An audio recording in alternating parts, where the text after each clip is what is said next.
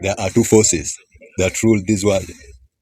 So the first force is the human force and the human system, and the second one is the source of all individuals.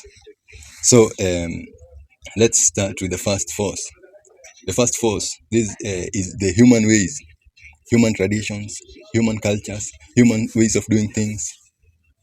This is a system that is man-made.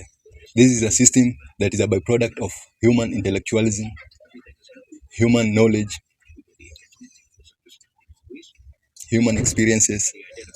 So this is a byproduct of one encountering and being exposed to societies, to religions, to norms, to traditions. So when one is exposed to these things, then he serves the human systems or these cultures, these traditional norms, these trends, these societal pleasures. So when one follows this path, then his master or her master becomes the human race. What the human race has achieved will inform his thoughts, these individuals' way of thinking. So one's way of living is dictated by the human system or the human man-made systems. These are the things only human beings partake in. These are things like religion. These are things like cultures. These are things like societal beliefs, societal norms, trending norms. So when one serves this way of living, when one spends his life serving this system or as a part of this system, then he or she is under man-made systems. So this is comprised of individuals interacting with each other through a common form of knowledge, through a common form of system, the man-made system. Then I'd like us to talk about the second system, the natural system.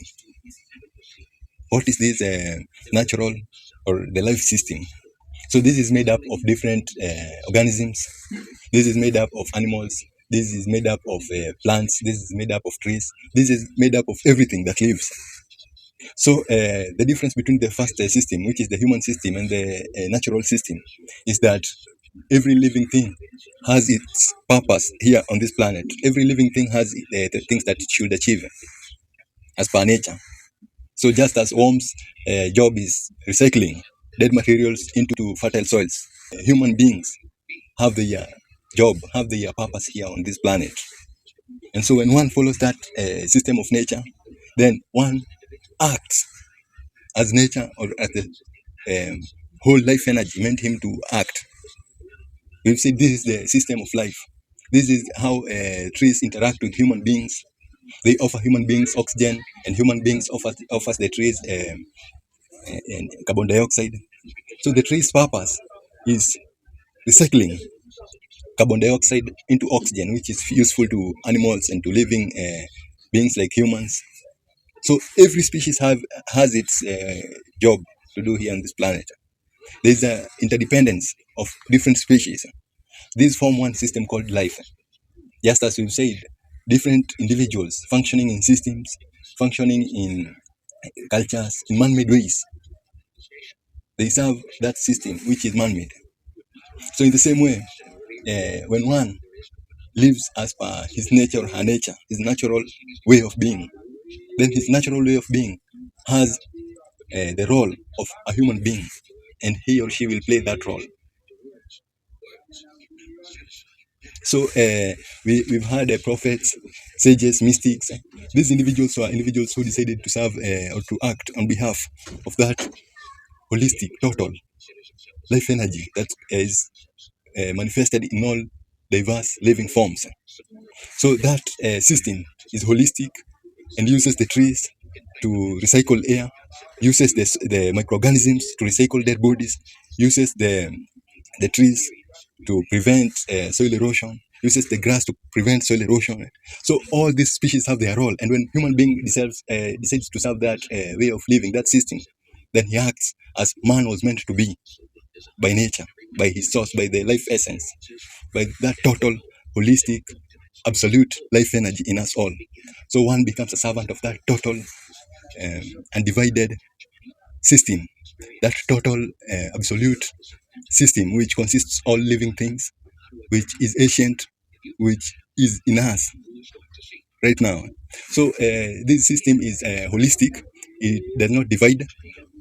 An individual loses his individuality for the service of that which is immortal, for that which is total, for that which is absolute.